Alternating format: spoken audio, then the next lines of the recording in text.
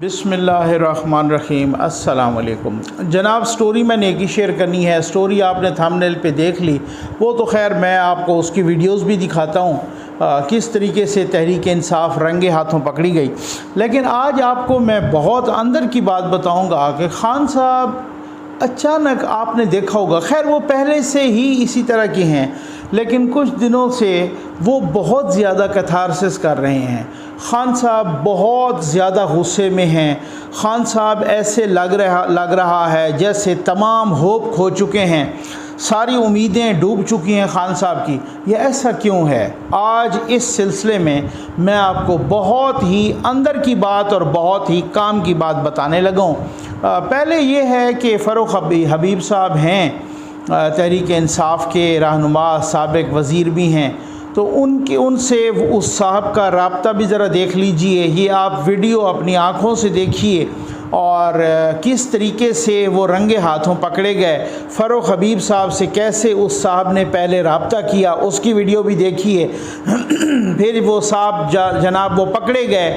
अब वो जब पकड़े गए तो फिर उसके बाद वो जो एडमिनिस्ट्रेशन उससे इंटरव्यू ले रही है वो भी, उसकी भी साथ देखिएगा। मैंने ये लगाई है, ये पहले आप ज़रा देख लें।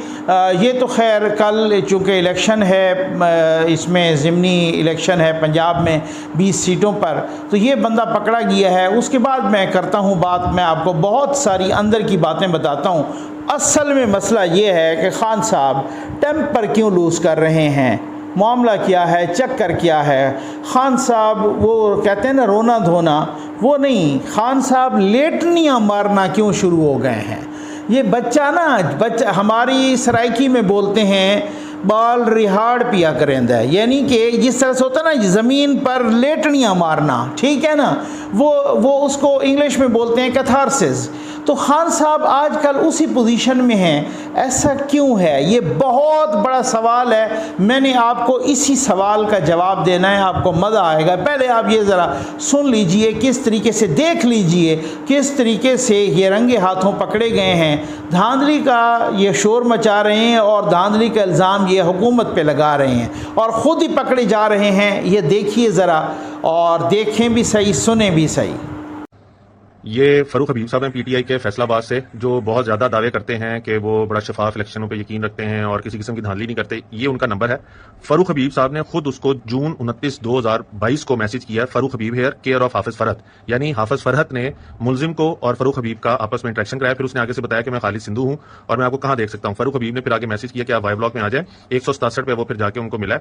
फ़ारूक हबीब ने फिर बाद में उनको अपनी घर की लोकेशन भी भेजी है कि आप इस लोकेशन पे आ जाएं। ये फिर वो उनको तस्वीरें वगैरह भेजता रहा है। फिर और इनकी चैटिंग और फोन कॉल जो है, व्हाट्सएप फोन कॉल्स होते हैं। फिर मुलजिम ने कल रात को फ़ारूक हबीब को ये सारे कार्ड्स भेजे हैं जो उसने फ़ारूक हबीब के कहने पे, मुबैना तौर पे उसके कहने पे खरीदे हुए थे। ये आप देख सकते हैं, ये तमाम कार्ड्स खरीदे हैं और उसके अंदर उसने लिखा हुआ है कि मिनॉरिटी विंग के 2000 कार्ड्स अब तक वो ले चुका हुआ है और वो तमाम जो हैं वो पैसे लेने के बाद ये कार्ड जो है वो फ्रीज करने का भी कह रहे हैं। और उसने आखिरी जो मैसेज 3:43 पे दोपहर को किया, उसमें लिखा है कि अल्हम्दुलिल्लाह I had word more than 7000 votes, यानी पीपी 168 में जो लोगों का मैंडेट है, 7000 लोगों का मैंडेट जो है वो चोरी करने की साजिश ये कल रात तक कंप्लीट कर चुका हुआ था, जो उसने फ़ारूक हबीब पीटीआई के जो आजकल इमरान खान के बहुत करीबी साथी समझे जाते हैं।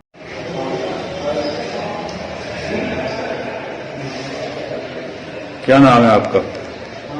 मेरा नाम सर खालिद हुसैन। क्या करते हैं आप? मैं हेल्थ से रिलेटेड मेरा बिजनेस है और साथ में सियासी वर्कर हूँ। कौन सी पार्टी? मेरा तलक पाकिस्तान तहरीक इंसाफ से। तो ये क्या चीज़ है? ये सर शनाख्ती कार्ड है जो कि हल्के के वोटर्स के। कौन से हल्के?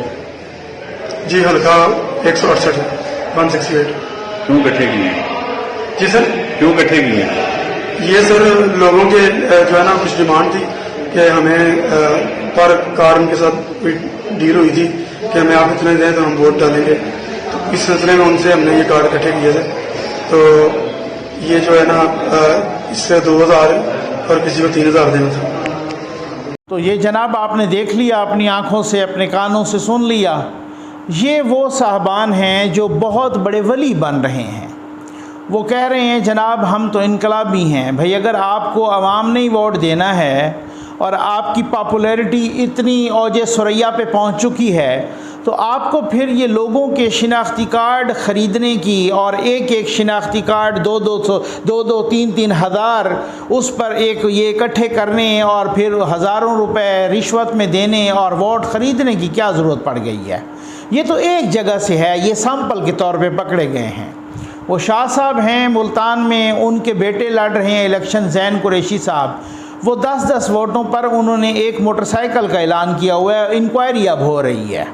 मतलब है ये वो वली लोग हैं जो कहते हैं जनाब के जिहाद है, ठीक हो गया ना, हमें वोट देना जिहाद है और हमें अगर आप वोट देंगे तो आप अपना मकाम जन्नत में बना लेंगे। ये किस तरीके के लोग हैं कि जो किस तरह से मजहबी कार्ड इस्तेमाल कर रहे हैं। लोग इनको नबी डिक्लेयर कर रहे हैं, नाउज़ुबिल्लाह, इनको वली डिक्लेयर कर रहे हैं। ये लोग चोरी कर, वो हमने सुना था कि पाकिस्तान की तारीख़ में 75 साल तारीख़ में जब से इलेक्शन होने लगे हैं ना, उस वक्त से लेकर आज तक ज़ाहिर है इनफरादी सतह पर, कभी मजमूई सतह पर, इज्तमाई सतह पर, कभी किसी सतह पे, कोई हर हलके में कभी किसी हवाले से, कभी RTS बैठ जाना, किस तरीके से धांधली होती थी। यानी हम आम तौर पे सुनते थे कि अफराद या जमातें मुख्तलिफ बक्से चुराते थे।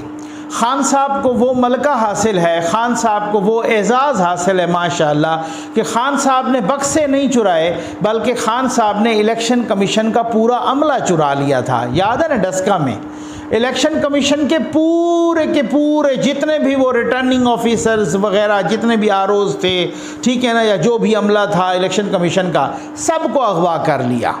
ये वो हाजी साहब हैं जो आज दूसरों पर किसी को मिस्टर X कह रहे हैं, किसी को मिस्टर Y कह रहे हैं, किसी को क्या कह रहे हैं ये धांधली कर रहे हैं, ठीक है। नाम बिगाड़ना, गाली देना, थू करना, ये खान साहब का एक मिजाज बन चुका है। आज खान साहब ने कहा है भाई इलेक्शन कमीशन घटिया आदमी है। Election commissioner, chief election commissioner, ये खान साहब फरमा रहे हैं कि चीफ इलेक्शन कमिश्नर घटिया आदमी है, मैं उसकी शक्ल भी नहीं देखना चाहता। ये हमारे साबिक वज़ीर आज़म साहब हैं, ठीक है। ये हमारे, उनकी ज़बान की आप शीरीनी तो देखें, किसी बंदे को, किसी मुखालिफ को वो नाम बिगाड़े बग़ैर, गाली दिए बग़ैर, कोई भी वो ना जो उनके हथे न चढ़े, उनकी राह न लगे, उनकी फेवर न करे, वो कोई भी अहलकार हो, ब्यूरोक्रेट हो, चाहे वो कोई फ़ौज से ताल्लुक़ हो, अदलिया से ताल्लुक़ हो, उसकी माँ बहन खड़े होके एक ही कर देते हैं, ठीक हो गया।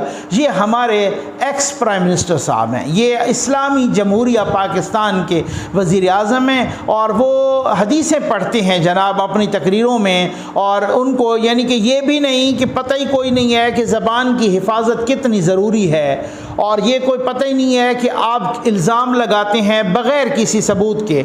अब आ जाएं इस बात पे कि मामला क्या है।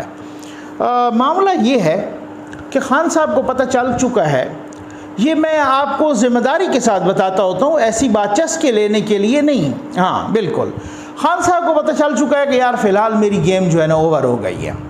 अच्छा, अब नवंबर तक की जंग है, ठीक है ना।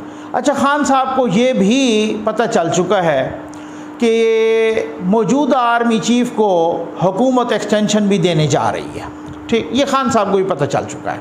खान साहब चीख रहे हैं नवंबर तक कि मैं कुछ भी कर लूँ, बस नवंबर तक कर लूँ, मैं कुछ भी हो जाए, मैं ऊधम मचा लूँ, बस अल्लाह ताला आप दुआ करें कल पंजाब के ज़िमनी इलेक्शन में कोई खून खराबा ना हो, कोई इंतशार ना हो। इनकी पूरी कोशिश है कि किसी तरीके से हम इंतशार करें, किसी तरीके से खुदा न खास्ता खून खराबा करें, किसी तरीके से हम जो है ना, मतलब इस तरीके से, इसी वजह से वो अली अमीन गंदापुर पर भी उन्होंने पाबंदी लगाई है, और एक और साहब है मकबूल गुजर साहब, उन पर पाबंदी लगाई, तो वो खैर से पाबंदी लगने के बावजूद फिर आ टपके कश्मीर से, उनको मेरा ख्याल है पुलिस वालों ने दफ़े मार के निकाला है कि जी निकलो यहाँ से, ठीक है ना। उनको, ये वो गुंडे और ये वो दहशतगर्द हैं जिसकी बदौलत आप अंदाज़ा कर, खान साहब को लग गया है पता, खान साहब को ये समझ आ चुकी है कि यार बात ये है कि यही हुकूमत, ये आर्मी चीफ साहब को भी एक और एक्सटेंशन देने लगी है। ये खान साहब को पता चल चुका है, खान साहब को बड़ा अच्छे तरीके से,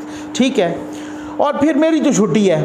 खान साहब ने इस वजह से चीखना, चिल्लाना, रोना, पीटना, लेटनियाँ मारना, किसी को माँ बहन की गाली देना, किसी को इल्ज़ाम लगाना, किसी को क्या कहना, ये घटिया आदमी है, ये गद्दार है, ये जानवर है, फ़लाँ कुकड़ी है, फ़लाँ डीज़ल है। ये आप अंदाज़ा तो करें, यानी अल्लाह माफ़ करे, ऐसे जैसे गली का लिफंगा तिलंगा नहीं होता, ये हमारे फार्मर प्राइम मिनिस्टर हैं। ये वो हैं जो इय्याका नअबुदु व इय्याका नस्तईन से शुरू करते हैं, माशाअल्लाह, ठीक है ना। ये वो साहब हैं, ठीक। आपकी तरफ कोई बिल्कुल आपकी तरफदारी करे। आज एक तकरीब में ख़िताब करते हुए मैं बताता हूँ, मैं आपको आज बहुत काम की बातें बताता हूँ।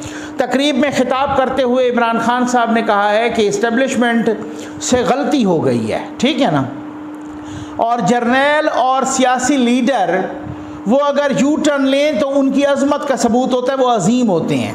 अब आप अंदाज़ा तो कीजिए, ठीक है ना, यानी वो खुद कह रहा है कि लीडर अगर यू टर्न ले तो वो अजीम होते हैं। मकसद कहने का ये है यू टर्न का कि कोई बात करें उससे मुकर जाएं, वो हमेशा इसी को कहते हैं, वो हमेशा मुकर गए हैं, ठीक है ना। यानी अगर लीडर वो यू टर्न ले तो फिर, अब अगर लीडर ही झूठा हो, लीडर ही यू टर्न लेता रहे और अपनी बात से मुकरता रहे, तो फिर तो डेफिनेटली फिर तो उसके ज़बान की हिफाजत ही वो नहीं कर सकता, पास अपने ज़बान का पास ही नहीं रख सकता, अपनी किसी बात पे टिक ही नहीं सकता।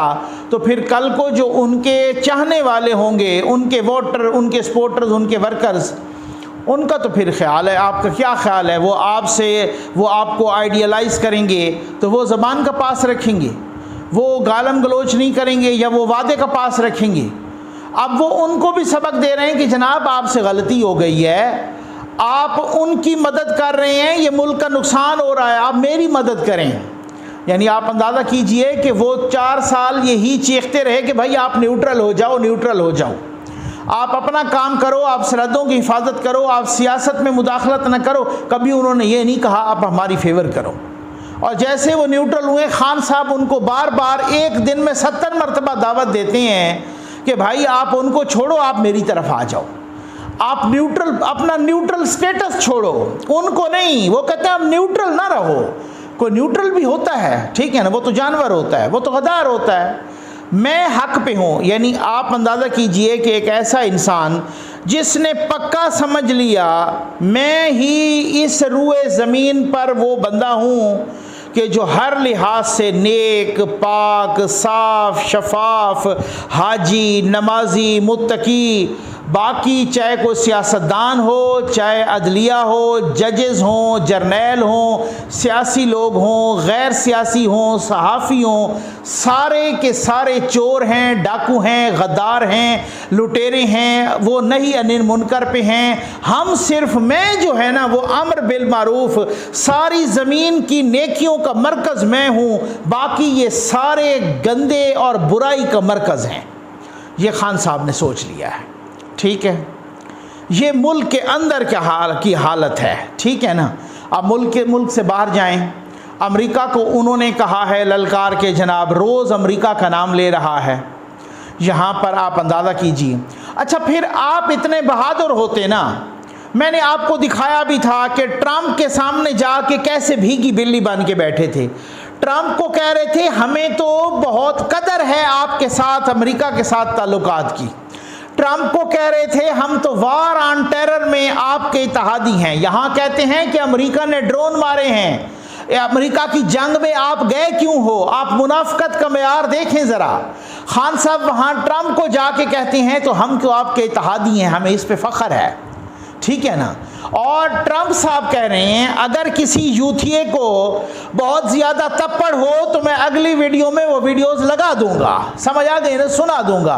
ट्रंप साहब कह रहे हैं कि इससे पहले जब खान साहब नहीं आए थे तो इससे पहले तो हमारे काम ही नहीं होते थे, बस खान साहब आए हैं, ये इमरान साहब, इनकी हुकूमत आई है, अब हमारे सारे काम होते हैं। यहाँ इमरान साहब खड़े होके जब उनकी हुकूमत चली गई है, अब वो कहते हैं अमेरिका बहुत बुरा है।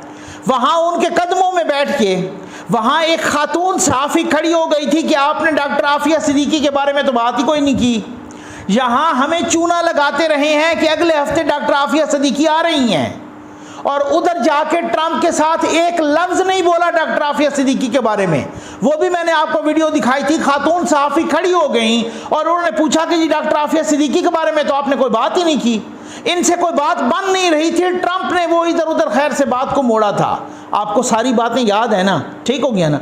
ये अली जैदी साहब क्या कह गए हैं, उन्होंने क्या कहा एक मीडिया टीवी इंटरव्यू में, मेरे पास वो भी मौजूद है, मैंने आपको दिखा भी चुका हूँ या सुना चुका हूँ। वो कह चुके हैं कि जी पाक ईरान गैस पाइपलाइन वो हमने नहीं बिछाई, इस वजह से उस पर काम नहीं चलाया क्योंकि अमेरिका बहादुर नाराज़ होता था।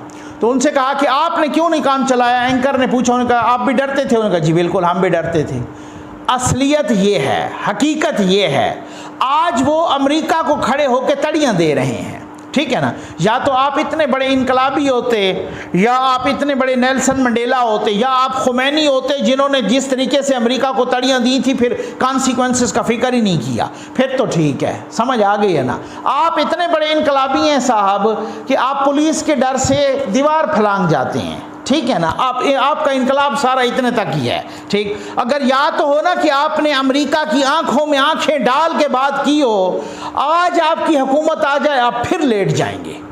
आज आपकी हुकूमत आ जाए आप GHQ के सामने भी लेटेंगे, अमेरिका के सामने भी लेटेंगे, हर किसी के सामने लेटेंगे। दूसरा, अमेरिका से अब आपकी नहीं बनती, फौज से आपकी नहीं बनती, अदलिया से आपकी नहीं बनती। गो कि अदलिया हर लिहाज से आपको फैसिलिटेट कर रही है, ठीक है। अच्छा, फिर उसके बाद इलेक्शन कमीशन से आपकी नहीं बनती, इलेक्शन कमिश्नर को आप गालियां दे रहे हैं, पंजाब के चीफ सेक्रेटरी को आप धमकियां दे रहे हैं, पंजाब के IG को आप धमकियां दे रहे हैं। वही कि जनाब जैसे इधर था कि मैं आपको अपने हाथों से फांसी दूंगा, अब आप कह रहे हैं कि मैं आऊँगा तो आपको नहीं छोड़ूंगा। कभी ये नवाज शरीफ ने भी कहा था, कभी शहबाज शरीफ ने, कभी जरदारी साहब ने, कभी जनाब मौलाना साहब ने, कभी उनको पता है भाई हम आएंगे तो हमारा आर्डर चलेगा, वो आएगा तो उनका आर्डर चलेगा। गवर्नमेंट सर्वेंट बेचारे का क्या होता है, जो ऊपर बैठा होता है वो ऑर्डर करता है उस तरीके से। ये कहते हैं साहब आपने इनका ऑर्डर नहीं मानना, मैं आऊँगा तुम्हारे साथ देख लूँगा, जैसे मैं माजत के साथ कहूँगा, जैसे गुंडा बात नहीं कर रहा होता। अच्छा, आर्मी चीफ के साथ इनकी नहीं बनती, DGI के साथ इनकी नहीं बनती, इलेक्शन कमिश्नर को ये गालियाँ दे रहे हैं। उन्होंने कहा इलेक्शन कमिश्नर तो घटिया इंसान है, उसकी तो मैं शक्ल ही नहीं देखना चाहता। आप यकीन कीजिए मिन आन सारे का सारा यही नज़रिया उनका जनरल बाजवा के बारे में है, यही नज़रिया उनका जनरल नदीम अंजुम के बारे में है, यही नज़रिया बाकियों के बारे में। मैं आपको बहुत काम की बातें आज बताता हूँ, ठीक हो गया ना। लेकिन अब यहाँ हिम्मत नहीं है, वो कह नहीं सकते इस तरह से। जैसे इलेक्शन कमीशन के बारे में उन्होंने कह दिया ना, वो उनके बारे में ऐसे नहीं कह सकते, उनके बारे में दूसरी बातें वो कहते रहे, जिस तरीके से वो मीर सादिक, मीर जाफिर, गद्दार, जानवर, ये वगैरह इस तरीके से। अब वो नाम लेके इस तरह से नहीं कह सकते, ठीक हो गया। अब उनको मैंने पूछा, मैंने कहा यार इस ज़रिए से मुझे पता चला, मैंने कहा कि भाई तो फिर अगर एक्सटेंशन का मामला है तो सबसे बड़ी बात जो होती है तो अंदर से कोई रिजेंटमेंट नहीं होगी, अंदर से मुराद उनके इदारे से, तो मुझे पता चला कि नहीं होगी। अच्छा, फिर कुछ और बातें भी हैं, वो मैं आपको बाद में बताता रहूँगा। ये बातें डेफिनेटली खान साहब तक भी पहुँच गई हैं और ख़ान साहब ने वो चीखना चिल्लाना शुरू कर दिया है कि यार अगर साल 2 साल की एक्सटेंशन और हो गई तो मेरी तो पहले ही छुट्टी हो गई और ये गड़बड़ हो जाएगी बहुत ज़्यादा। अब उन्होंने जनाब वो इलेक्शन पे भी उंगलियाँ उठाना शुरू कर दी, हालांकि उनको पता है कि मैं इलेक्शन हार रहा हूँ, लेकिन उसके बावजूद भी उन्होंने उठाना शुरू किया और वो गड़बड़ करेंगे। और धांधली खुद उनकी अपनी पकड़ी जा रही है, फ़ौज की उनसे नहीं बनती, उनकी फ़ौज से नहीं बनती। आर्मी चीफ को भी वो गालियां देते हैं, DGI को भी वो गालियां देते हैं, चीफ इलेक्शन कमिश्नर को भी गालियां देते हैं। जो फैसला आया तो उस फैसले पर उन्होंने अदलिया की भी माँ बहन एक कर दी। वो सियासियों को तो खैर वैसे ही शूदर समझते हैं ना, सहाफ़ियों को भी शूदर समझते हैं। जो उनसे कोई सही सवाल करना चाहे उस सहाफ़ी को तो बिल्कुल देख ही नहीं सकते, उसको शूदर समझते हैं। अमेरिका के साथ भी उनकी नहीं बनती, चाइना के साथ भी नहीं बनती। पाकिस्तान की 75 साल तारीख़ में कभी ऐसा नहीं हुआ कि कभी किसी की अमेरिका के साथ भी न बनी और चाइना के साथ भी न बनी हो। अगर मुख्तलिफ हुक्मरान भी आए हैं, मुख्तलिफ अदवार भी आए हैं, किसी की अमेरिका के साथ नहीं बनी तो उस हमारी 75 साल तारीख़ में जब से चाइना के साथ ताल्लुकात उस्तवार हुए हैं उन ताल्लुकात के बाद जो है ना उससे ऑनवर्ड कभी ऐसा नहीं हुआ कि चाइना के साथ बिगड़ गई हो। खान साहब को ये एजाज़ हासिल है कि उन्होंने चाइना के साथ भी बिगाड़ी है। अभी आपको मालूम है कि ख़ुद जो है ना चाइनीज़ यहाँ पे सनतकार, यहाँ पर चाइना के जो इन्वेस्टर हैं वो सारे के सारे वो शिकवा कर रहे हैं कि हमारे सारे पैसे भी आए हुए थे, उसके बावजूद भी हमारे प्रोजेक्ट्स को डिले किया गया। और तो और मुराद सईद जैसा लाडला जो खान साहब का सबसे बड़ा लाडला है, इससे बड़ा लाडला कौन होगा, उनको चाइना ने नहीं आने दिया था कि इनको तो हम वीज़ा ही नहीं देंगे। चाइना इतना नाराज़ था। चाइना के आखिरी विजिट पे गए, कितना कुछ मिन्नतें तरले करके वो मुलाकात उनके प्रेसिडेंट से करवाई गई, अदरवाइज तो हमारा पूरा का पूरा वफद अकेले बैठा हुआ था। ये हालात हैं, चाइना से भी नहीं बनती, सऊदिया से भी नहीं बनी। यहाँ हालात ये हैं, कभी ऐसा नहीं हुआ कि सऊदी फरमा रवा देते रहते होंगे। पहले भी त्यारे मुख्तलिफ हमारे हुक्मरानों को इसके लिए वो त्यारे लेके गए अमेरिका, वहाँ को पुठी सीधी मारी, वहाँ से वो उड़े, उन्होंने कहा जी हमारा त्यारा वापस करो। उड़ान भर चुका था, दोबारा त्यारा उतारा गया। ये कितनी बेइज्जती है, ठीक हो गया ना। तो आपकी जनाब ना सऊदिया से बनती है, ना अमेरिका से बनती है, ना चाइना से बनती है, ठीक हो गया ना फ़ौज से बनती है, ना अदलिया से बनती है, ना चीफ इलेक्शन कमिश्नर से बनती है, ना इंतज़ामिया से बनती है, ना आईजी से बनती है, ना चीफ सेक्रेटरी से बनती है, किसी से नहीं बनती। तने तनहा मैं कहता हूँ आप दुआ दें उन लोगों को जो आपके मुशीर हैं, माशाअल्लाह, ठीक हो गया। और फिर भी आप कह रहे हैं कि जनाब मैं इलेक्शन जीत जाऊँगा। और बात ये होती है ना कि कोई इस तरीके की सूरत हाल होती है। ये कभी कल की बात है, हमने देखा अभी तो महीना डेढ़ महीना हुआ है, आपके साथ 8000 बंदा कोई नहीं आया। और अगर आप इतने बड़े इलेक्शन जीतने वाले तो ये आईडी कार्ड क्यों ख़रीद रहे हैं? आप आईडी कार्ड जमा क्यों कर रहे हैं? एक एक बंदे को 2-2, 3-3 हज़ार एक एक आईडी कार्ड पर क्यों दे रहे हैं? ये क्यों ऐसा हो रहा? इनको ये कैथारसिस करना है, इनको पता चल चुका है मेरी गेम ओवर हो चुकी है, इनको सब कुछ मामलात वो पता चल चुका है। अब ये उसके बाद भी इस तरह का इंतशार पैदा करने की कोशिश। और जो मेरे सहाफ़ी दोस्त कह रहे हैं कि अगर कल इलेक्शन नून लीग जीत जाती है, जो कि उनका कभी इम्कान है कि कम से कम, मैंने कहा ना 12 से 16 सीटें वो कह रहे हैं कि हम जीतेंगे, और बहुत सारी हद तक हमने पता भी किया है वहाँ से। अगर ऐसे ही होता है और फिर उसके बाद कुछ हमारे दोस्त कह रहे हैं कि जी देख लेना खान साहब बड़ा इंतशार करेंगे, निमटने का भी पूरा प्लान है उस इंतशार से। अगर खान साहब ने इंतशार करने की कोशिश की तो फिर ये बात नहीं है कि ये कोई नेल्सन मंडेला या ये कोई खुमैनी है या ये कोई मेरा ख्याल है माओ ज़ेतुंग हैं कि वहाँ से कॉल देंगे और जनाब अवाम निकल आएंगे, खुद पुशअप लगाते रहते हैं। उनको भी पता है कि अपने बच्चे वहाँ बैठे हैं, इस तरीके से नहीं अवाम निकलते तो 25 को भी निकल आते, ऐसी बात। अब उनको पता है कि चीज़ें रिवर्स होना शुरू हो गई हैं, पेट्रोल डीजल सस्ता हो गया है और मज़ीद भी अभी सस्ता होने लगा है, घी भी सस्ता होने लगा है, ऑयल भी सस्ता होने लगा है, बिजली के भी पंजाब में 100 यूनिट तक फ्री हो गई है, बाकी चीज़ें भी कंट्रोल में आ गई हैं, पैसा आने लग गया है, 3-4 अरब डॉलर तो आ गए हैं और उसके अलावा और भी मज़ीद आ रहे हैं। मोहम्मद बिन सलमान का भी दौरा है और भी तुर्की के साथ भी इस तरीके से कुछ और भी चीज़ें हो रही हैं, साउथ कोरिया के साथ भी हो रहा है सारा सिलसिला, कुछ कतर के साथ भी मामलात बहुत अच्छे तरीके से चल रहे हैं। तो ये अगले 2-4 महीने में 20-22 अरब डॉलर इनके पास हो जाने और खान साहब की पक्की छुट्टी है फिर। तो खान साहब इसी वजह से कि जी नवंबर तक किसी तरीके से मैं जितना इंतशार पैदा कर सकूं, मैं खुदा न खास्ता जितना खून खराबा करा सकूं, मैं खुदा न खास्ता क्योंकि खान साहब ने ये कहा कि मैं नहीं तो फिर कोई नहीं, मैं नहीं तो खुदा न खास्ता मुल्क भी नहीं। भाई यहाँ पे लोगों की हुकूमतें मार्शलाओं के नतीजे में भी जाती रही हैं। 58-2 भी एक ऐसी शेख शामिल की थी डिक्टेटरों ने, जो ऊपर से बैठ के प्रेसिडेंट जनाब एक डिक्टेटर बन जाता था और वो जनाब वहीं से उनको सट मार देता था सोटी प्राइम मिनिस्टर के। फारूक लगारी जिसको बेनज़ीर भुट्टो शहीद वो जनाब भाई कहती थी, वो खुद उनके पास चल के गई थी जनाब, तब भी उनकी कोई नहीं सुनी। फारूक लगारी जैसे बंदे ने 58-2 भी इस्तेमाल करके बेनज़ीर भुट्टो की हुकूमत उड़ा दी। इस अपना वो उन्होंने वो इसहाक साहब जो थे इसहाक खान, उन्होंने नवाज शरीफ साहब की हुकूमत भी उड़ा दी थी और बेनज़ीर साहबा की हुकूमत भी उड़ा दी थी, ठीक है ना। 58(2) भी इस्तेमाल करके लोगों के मार्शला लगते रहे हैं। 99 का अक्टूबर, 12 अक्टूबर 99 को देख लें, मुशर्रफ साहब ने किस तरह से उड़ाई वो हुकूमत, मार्शला लगी। जुल्फ़िकार अली भुट्टो की हुकूमत किस तरह से उड़ाई गई।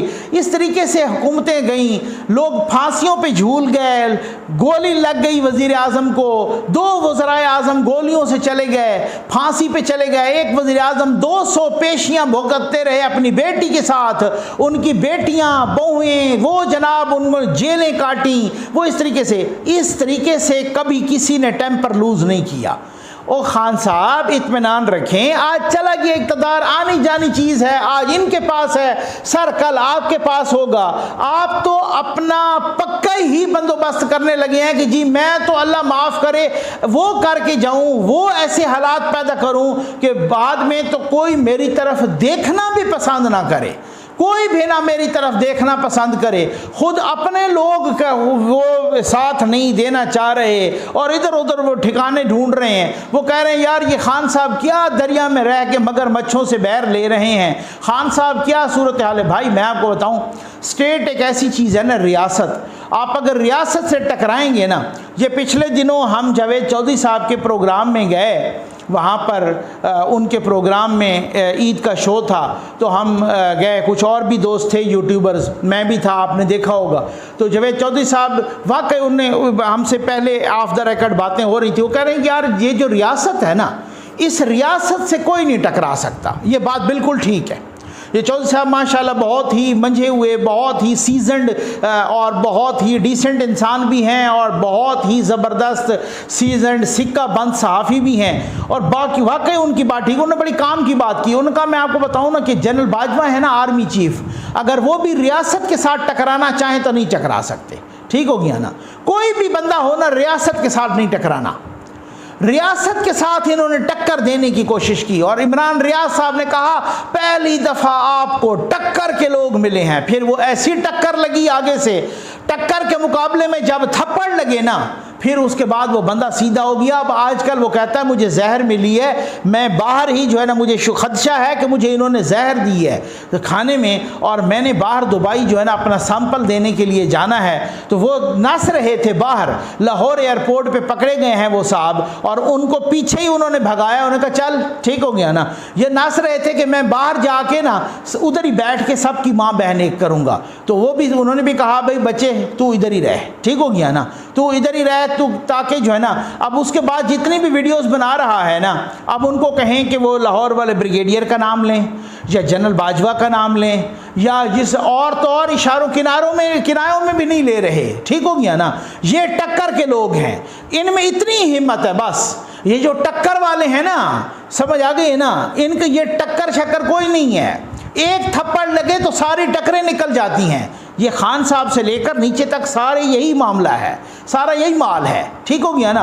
ये सूरत हाल है इनकी। सिर्फ इंतशार पैदा करना, सिर्फ और सिर्फ ऊधम मचाना सोशल मीडिया पर, ये इनका काम है। तो भाई खान साहब को पता चल गया है कि मेरा काम मुकम्मल फ़िलहाल ठप हो गया है। अब वो कैथारसिस कर रहे हैं और अब वो इंतशार पैदा करने की कोशिश कर रहे हैं कि कहीं ऐसा हो कि नवंबर तक ये मैं मामला कहीं ऐसी सूरत हाल पे लगाऊं, ये ऐसा सूरत हाल में पैदा कर दूं कि कहीं को गड़बड़ हो जाए। खान साहब वो नहीं होने लगी। उम्मीद है आपको वीडियो पसंद आई होगी। आपका बहुत बहुत शुक्रिया।